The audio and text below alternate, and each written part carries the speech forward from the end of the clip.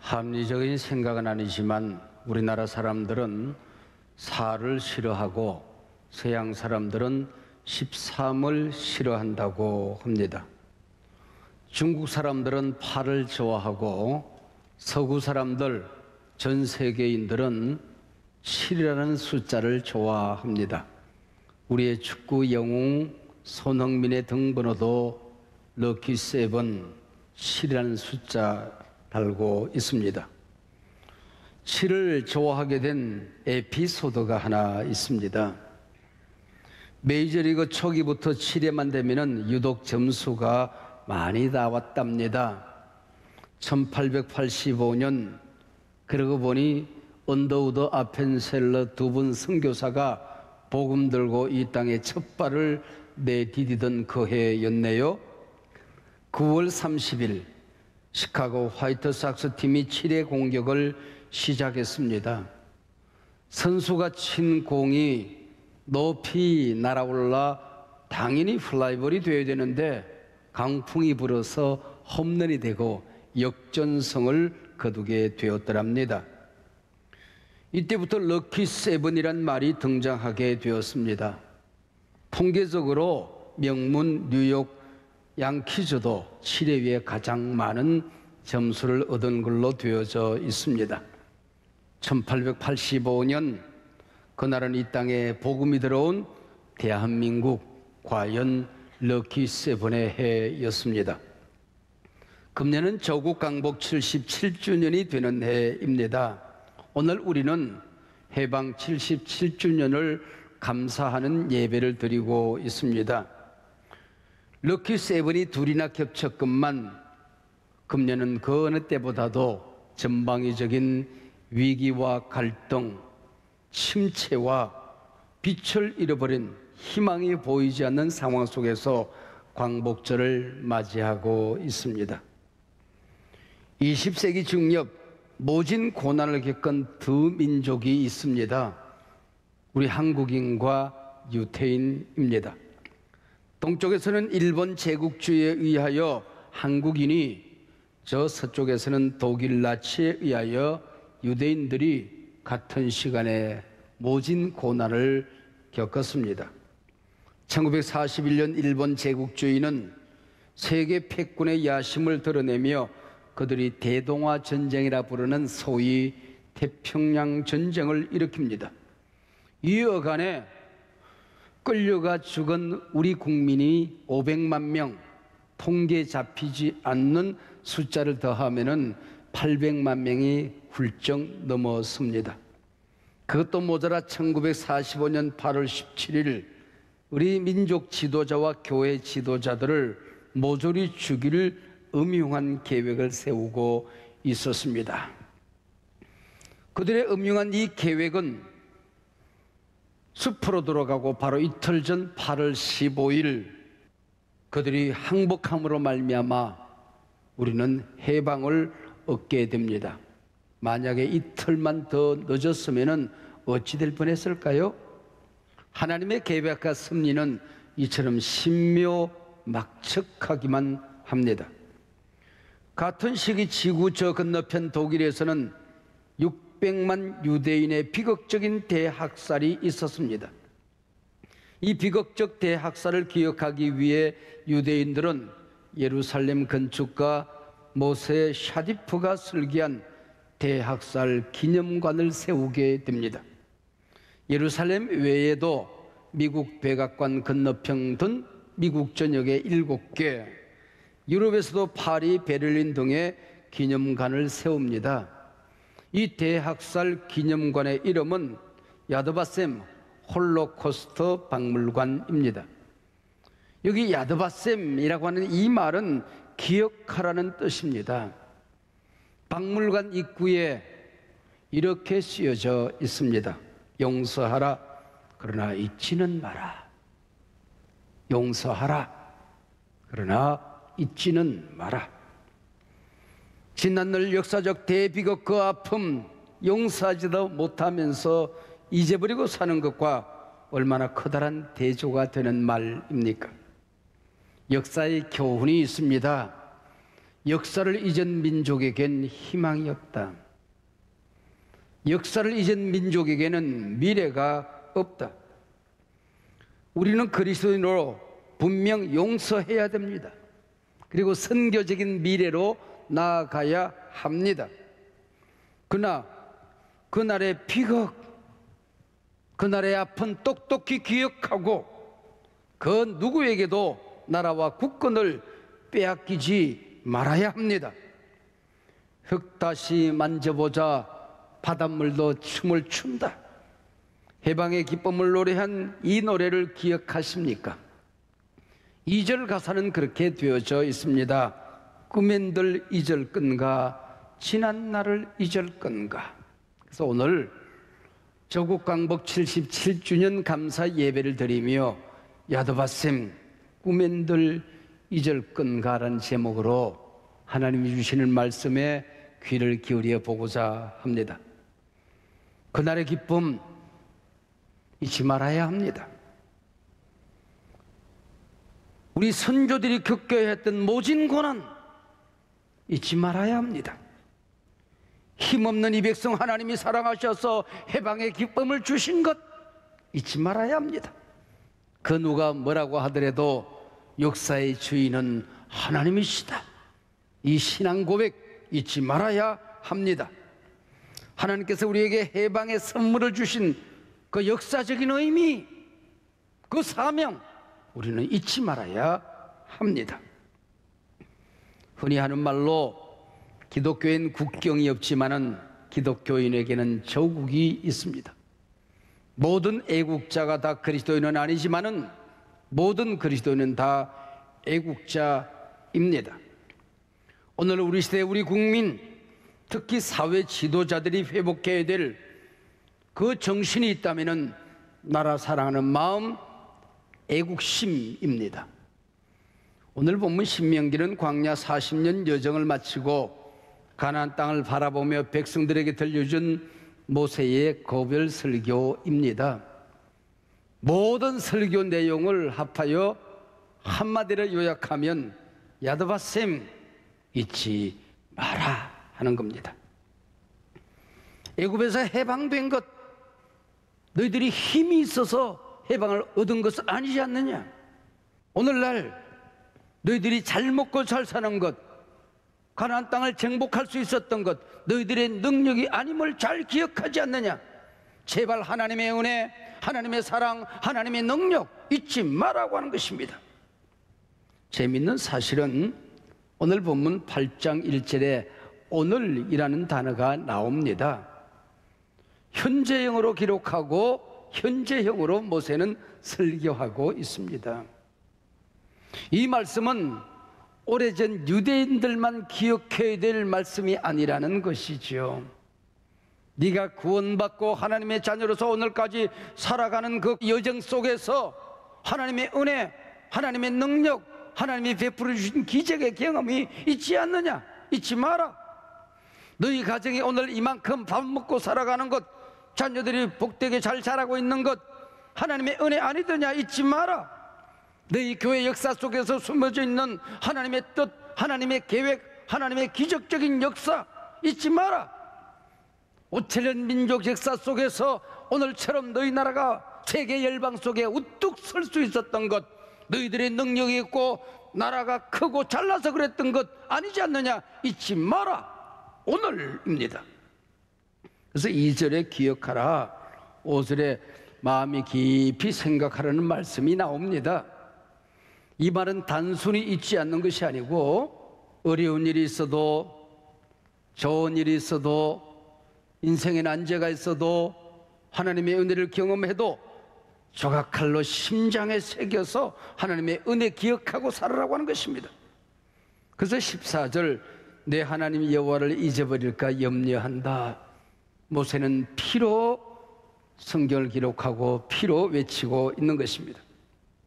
광복절, 빛을 되찾은 날이라는 뜻입니다.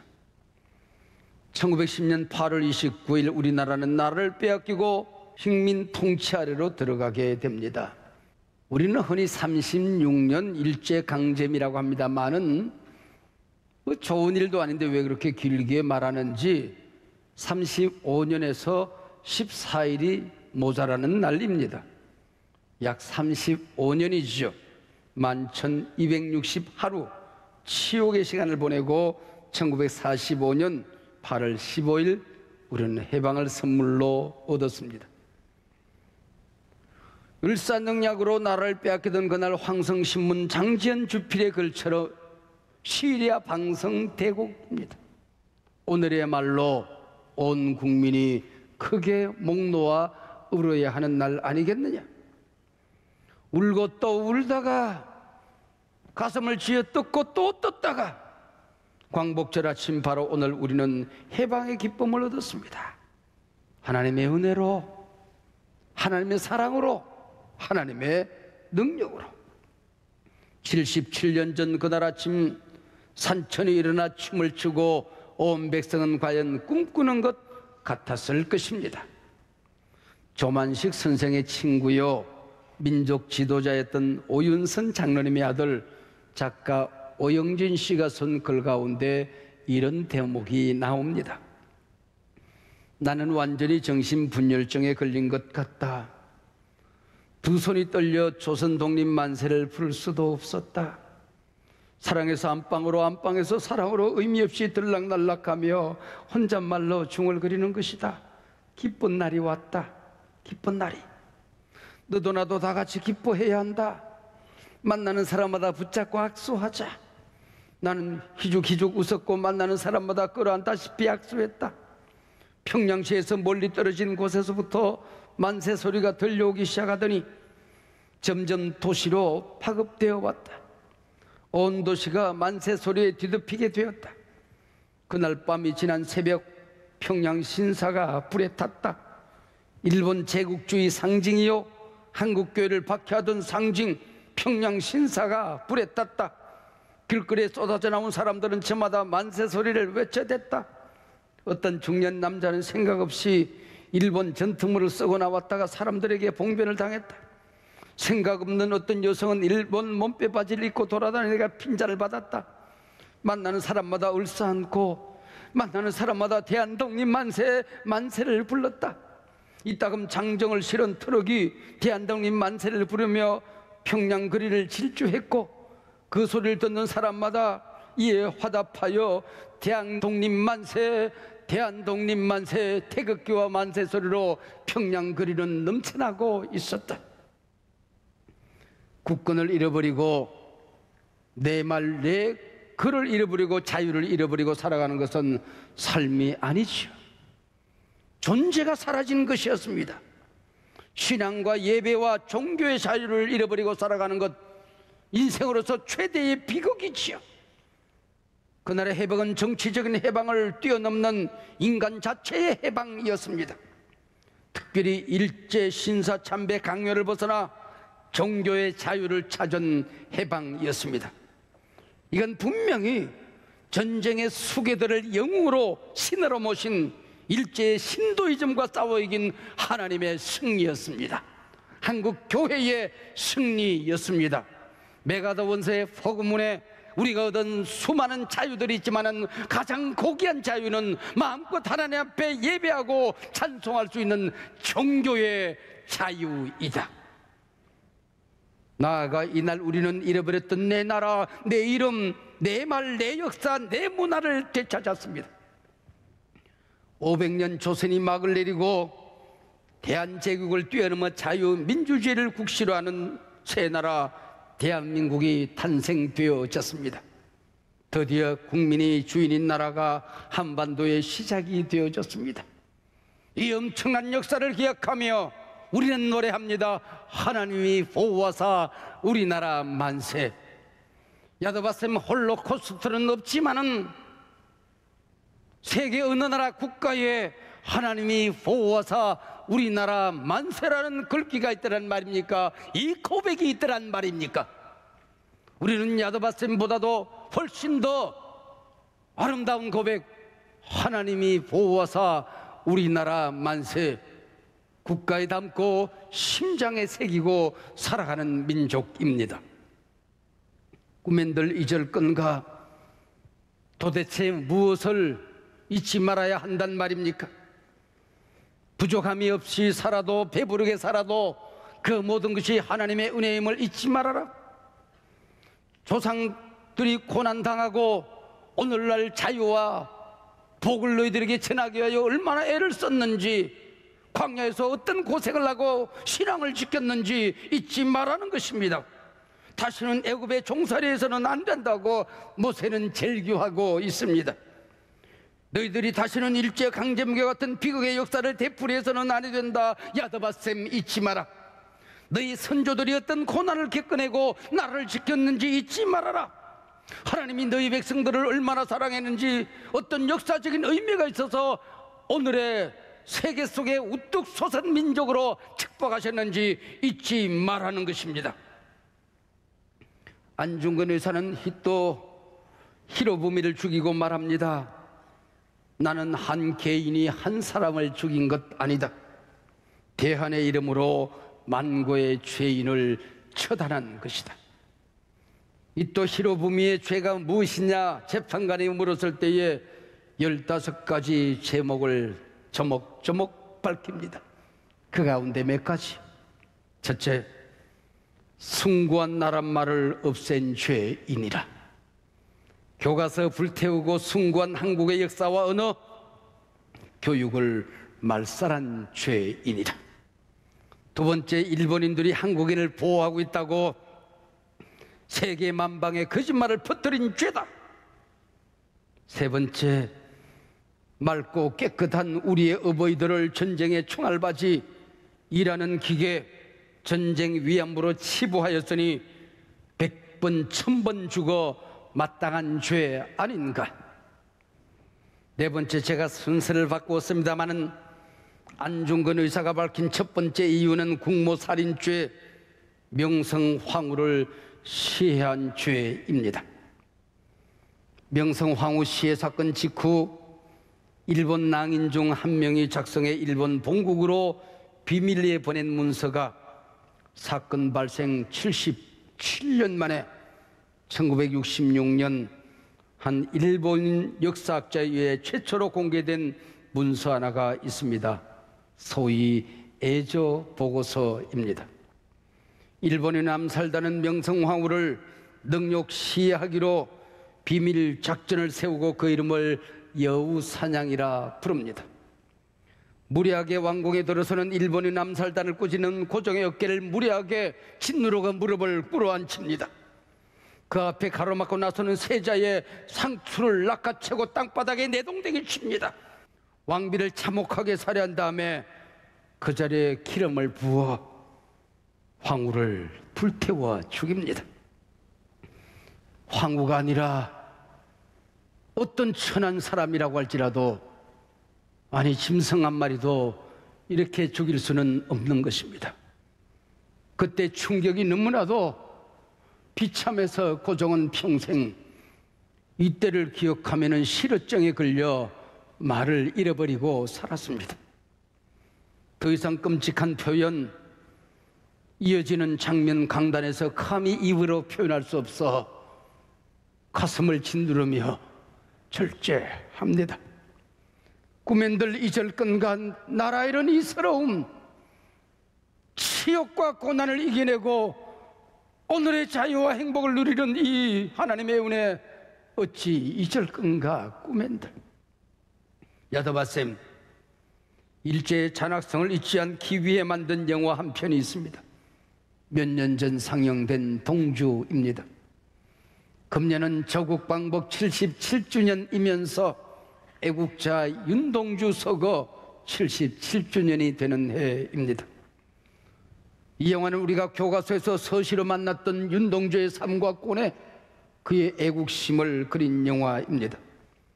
윤동주 곁에 늘 함께 있었던 독립혁명가요 시인 사촌 송몽규가 윤동주와 함께 주인공으로 등장합니다. 한국에 있는 엘리트들이 개명까지 해가며 일본의 유학길에 오릅니다. 그들의 고뇌와 비극을 통해서 민초들의 삶이 얼마나 처참한 것이었던가를 그려내는 영화입니다. 윤동주는 제국주의 노예 백성으로 살면서 자신이 시인이 되고 싶은 안일한 꿈을 얼마나 부끄러워하며 몸부림을 합니까? 이때 몽규는 동주에게 말합니다. 너는 계속 시를 쓰라. 총은 내가 잡는다. 이 백성들이 당하는 고난과 시련, 수치와 부끄러움 너는 글로 남겨라. 처달은 내가 한다. 동주 영화를 보고 나온 한 평론가는 이렇게 말합니다. 잊지 말아야 한다. 지금 우리가 아무리 편안한 나날을 보내도 그 비극의 세월 암흑기, 우리가 누리는 이 평화를 꿈꾸며 싸웠던, 그리고 죽어간 그 시대 그 영웅들, 그 역사 잊지 말아야 된다. 잊어서는 아니 된다. 꿈엔들 잊을 건가, 지난 날을 잊을 건가. 일본 경찰은 윤동주가 뇌일로 사망했다고 발표합니다. 그러나 윤동주는 생체 실험 대상이 되어 의문의 주사를 맞고 죽어간 것입니다. 당시 일제는 전쟁에서 부상한 일본 병사들에게 수혈할 혈액이 모자라 혈액을 대신할 수 있는 약품을 찾기 위해 혈안이 되어져 있었습니다. 체포된 미군 병사, 애국자들, 교회 지도자들 닥치는 대로 생체 실험 대상으로 일삼았습니다. 바닷물에서 추출한 생리 식임수를 맞으면 바닷물 동물성 플랑크톤이 뇌에 감염됩니다. 미친 듯 거품을 품으며 졸도하는 뇌졸전 현상으로 죽어가는 것입니다. 물론 이 고약한 실험이 성공할 리 만무였지만 가족들이 윤동주의 시신을 수습하기 위해 후쿠오카 감옥에 갔을 때 송몽규는 저놈들이 우리에게 의문의 주사를 놓은 다음에 우리가 이렇게 되었습니다. 똑똑히 증언합니다. 3주 후 송몽규도 똑같이 비참한 모습으로 옥사합니다. 몇 년 전 제가 일본을 여행하던 중 마침 그날 후쿠오카를 지나고 있었습니다. 공교롭게도 그날이 2월 16일 윤동주가 옥사한 날이었습니다. 그 다음 모든 여행 일정을 중단하고 윤동주가 서거한 그 감옥을 찾아보기로 했습니다. 어렵사리 묻고 또 묻고 또 물어서 감옥을 찾아갔지만은 감옥 틈만 남고 그곳에는 자기 나름의 근사한 건물들이 들어서 있었습니다. 한국의 젊은이가 윤동주의 죽음을 기억하기 위해서 이곳에 다녀간다고 철조망에 꽃 한 송이 걸어놓고 자기 이름을 새겨놓고 갔습니다. 그 철조망 붙들고 무릎 꿇어 기도하고 사진 한 장을 제가 남겼습니다. 한국의 간디라를 걷는 고당 조망식 선생님이 계십니다. 내가 죽거든 내 비석에 두 눈을 똑똑히 새겨라. 한눈으로는 일본이 패망하는 것 반드시 내가 지켜보리라. 다른 한눈으로는 내 조국이 해방되는 것 지켜보고 싶다고 하던 애국자였습니다. 근데 해방이 되자마자 3.8 이북은 소련의 지배하에 들어갑니다. 미국이 일본에서 전쟁을 수습하는 사이에 소련이 급속히 한반도로 진격해 들어와 점령하고 공산주의 국가로 물들이고 있었습니다. 허겁지겁 달려온 미군은 러시아와 타협하여 겨우 38선을 그어놓습니다. 그리하여 3.8 이북은 소련 지배하에 들어가고 김일성은 조장로님을 평양 어느 여관에 감금합니다. 해방이 되었지만 북은 소련이 남은 곳곳에 성조기가 태극기를 대신하여 휘날리고 있었습니다. 용감한 애국 청년 몇 명이 담을 넘어 들어가 조장로님을 대동강 나루터의 배가 준비되었으니 이남으로 가자고 간곡히 부탁합니다. 조장로님은 눈물을 닦으며 이북에 있는 1천만 내동포가 공산국 지옥 같은 세상에 살게 될 터인데 나 혼자 편히 살겠다고 이 밤에 도망치겠나. 내가 설당역이니 살아도 여기서 살고 죽어도 여기서 죽으리. 일제치하의 시인 시문은 독립이 오면 내 가죽을 벗겨 북을 만들고 축하 행렬에 앞장서리라고 했습니다. 오늘 우리의 심장 속에서 되살아야 될 한 가지가 있다고 한다면 나라 사랑하는 선진들의 애국심 아니겠습니까? 우리가 배부르게 잘 먹고 잘 사는 날 아침마다 저녁마다 우리 가슴 속에 되새겨야 될 가치 정신이 있다고 한다면 나라 사랑하는 애국심 아닐는지요? 주기철 목사님의 순교 설교인 일사가구에 보면 이런 말이 나옵니다. 신사참배로 무너져가는 평양성을 향해 평양아 평양아 예의 동방의 내 예루살렘아 영광의 너에게서 떠났도다. 모란봉아 통곡하자. 대동강아 1100세대 흘러가며 함께 울자구나. 한국교회가 신사참배로 강도의 소굴처럼 되어져 갈 때에 주기철 목사님의 오 평양아 모란봉아 통곡하자던 순교자의 눈물 흘리는 외침대로 우리 민족 울고 또 울었습니다. 울어야 할 때입니다. 오늘 같은 지도자들, 아니 우리 모든 국민들, 모든 그리스도인들 가슴에서 애국심이 이토록 희미해져 갈 때가 또 있었던가? 조그마한 내 나라 우뚝 세워주신 하나님의 뜻이 무엇일까요? 가난하던 이 나라 세계 10대 부강의 나라로 만들어주신 하나님의 계획은 어디에 있던가요? 이 나라를 산업화와 민주주의 오롯이 성공하여 세계 속에 우뚝 세워주신 하나님의 은혜의 선물의 사명은 또 무엇이었던가요? 그 모진 일제강점기 민족혼을 깨우고 독립운동의 본거지가 되게 했던 곳이 기독교 학교였습니다. 그러나 오늘 우리는 선교사님들이 세운 기독교 학교의 근학 이념을 지키지 못하고 있습니다. 마음껏 예배하지 못합니다. 기독교 학교에서 성경을 가르치지 못합니다. 교사를 선발하는데 신학인들을 마음껏 선발하지 못합니다. 빌신 사학법 개정입니다. 교사 선발권을 교육부에 위탁하라고 하는 엉터리 법입니다. 반드시 재개정되어야 우리는 천국에서 선교사님들 앞에 고개를 들 수가 있을 것입니다. 우리에게 복음을 전해준 서구는 이제 기독교의 가치를 망각하고 동성애법을 공공연히 압박하고 있습니다. 동성애 축제의 대사라는 사람들이 무대에 올라 마이크를 잡고 동성애자와 함께 자신들의 모습을 드러내는 세상이 되어져 버렸습니다. 이 땅을 거룩하게 정결하게 깨끗하게 지키지 못한 죄를 회개해야 합니다. 지구촌에서의 과도한 역차별법 막아낼 마지막 보루는 한국 교회밖에 없습니다. 이 시대에 우리가 무너지면 세계가 무너질 것입니다. 19세기 말 역사의 뒤안길로 숨었던 중국이 다시 일어났습니다. 동북아를 공산주의와 중화주의 질서 아래 두고자 합니다. 그 옛날 믿음의 선진들이 말했던 것처럼 미국 믿지 말고 소련에게 속지 말자. 중국 죽지 않았다. 일본 일어난다. 조선아 조심하자. 잊지 말아야 합니다. 역사를 잊은 민족에겐 미래가 없습니다. 당시 지극히 소수였던 기독교 지도자들이 해방과 해방 이후 건국 과정을 이끌었던 그 리더십을 똑똑히 기억해야 합니다.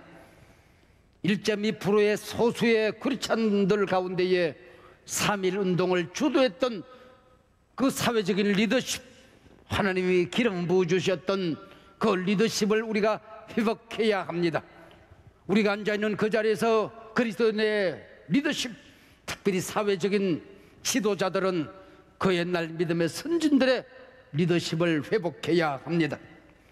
한국 교회 선진들이 피 흘려 세우고 지켜온 그 교회를 이제 우리 눈물로 지켜내야 합니다. 한국 교회 부흥의 계절이 다시 오도록 헌신해야 합니다. 다음 세대 젊은이들, 해방의 아침, 교회가 그들의 희망이었듯이 다시 한번 교회가 세상의 희망으로 일어서야 합니다. 야드바셈 꿈엔들 잊을 건가 그날의 아픔을. 야드바셈 꾸멘들 잊을건가 그날의 그 기쁨, 야드바셈 꾸멘들 잊을건가 그날의 그 사명을